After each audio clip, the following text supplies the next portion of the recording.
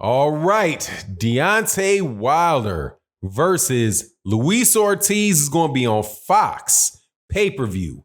And Showtime, the longtime home of Deontay Wilder, said it didn't make sense for them to air that fight because of the financial risk. And let me tell you, I don't believe that's the whole story. Let's talk about that in this video.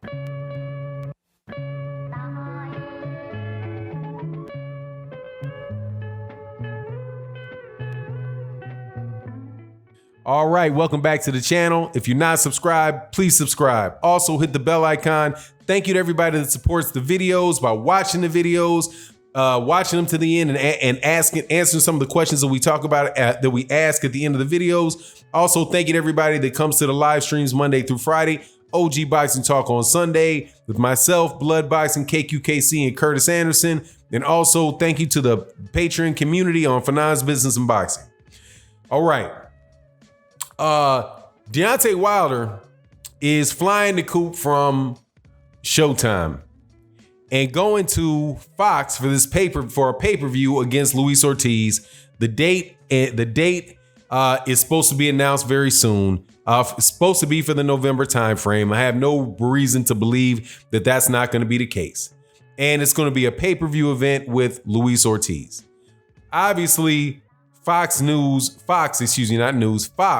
must have put up the money, more money for the fight, a bigger licensing fee than what Showtime was willing to offer them. And Deontay Wilder took it. So now the fight's going to be on Fox, right? Showtime, before that, Deontay Wilder had been loyal to Showtime. Deontay Wilder decided to fight. He fought against Dominic Breazeale on Showtime instead of going to DAZN and having the fight on DAZN, right? At first, when it was reported that he was going to Fox, certain media people said, well, I wonder how this is going to affect the relationship between Showtime and Deontay Wilder, since Showtime had been loyal to Deontay Wilder and they paid a lot of money for the fight with Dominic Breazeale, that line. And when I read it, and when I listened to it, when I read it, I thought to myself, the only person that I think at Showtime that has been loyal to Deontay Wilder has been Steven Espinoza. That's it. And Steven Espinoza never fixed the problem that I'm telling you is going to screw over Showtime in the long run. And it's screwing, just like this problem screwed over HBO in the long run. And it is the arrogance. It is the arrogance of their announcers. The on-air personalities on Showtime, as it relates to Deontay Wilder, never showed Deontay Wilder the respect that Deontay Wilder deserved from that network for his loyalty to that network. Paulie Malignaggi and Steve Farhood, after the Luis Ortiz, not the Luis Ortiz, but probably during the Luis Ortiz fight.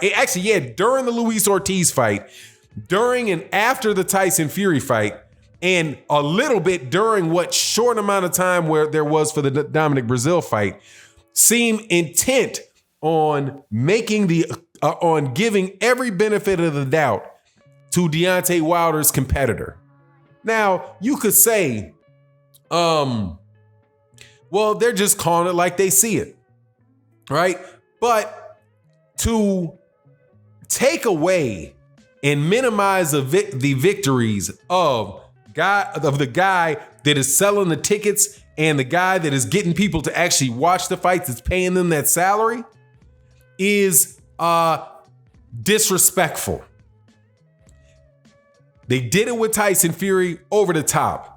Paulie Malignaggi, especially Paulie Malignaggi. But then you go ahead and look, and I know people talk about Tim Bradley and Andre Ward over there at ESPN and Mark Cragle at ESPN, singing the country, telling the company line, and DAZN's commentating, towing the company line. But they're never disrespecting the fighter that constantly comes to their network. You see them they will, if the guy's losing it or some type of issue, they'll every once in a while say something about there being a bad round or whatever. But if somebody is with ESPN and they have a contract with ESPN and that fighter is partnered with ESPN, they don't trash that fighter. They don't trash the fight. They don't trash that fighter unless it's ESPN and you're talking about Teddy Atlas with Terrence Crawford. But you don't see them very often just blatantly sounding like they're rooting for somebody that does not have a relationship with that network. Now, there's some good to that. There's some bad to it. But the way that I'm talking about this, or the reason that I'm talking about this is Deontay Wilder has shown that he's a loyal person. He could have left Showtime for more money before, and he didn't do it. But why would he now say, enough is enough? Enough is enough. And I truly believe that the money is part of it. And I'm sure that Fox did offer him enough money where he was like, man, look, this is what they're offering me. Hey, can you match it?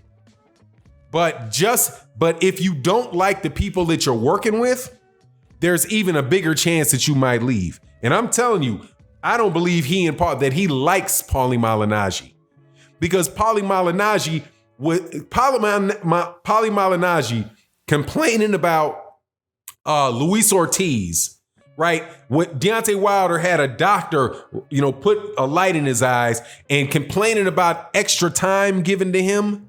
And after the fight, it wasn't the spectacular fight, the spectacular knockout that many people were talking about with the Luis Ortiz fight. It was how Deontay Wilder got hurt and he was given too much time to recover, and that's unfair. That was the story of the Luis Ortiz fight, and that story began with the commentary on Showtime.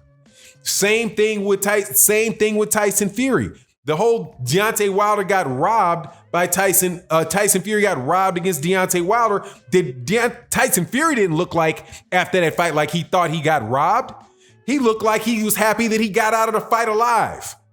But listening to Steve Farhood and listening to Paulie Malignaggi in the commentary, whatever amount of success that Deontay Wilder could have gotten from that fight, from a terrific fight, was taken by them through their commentary.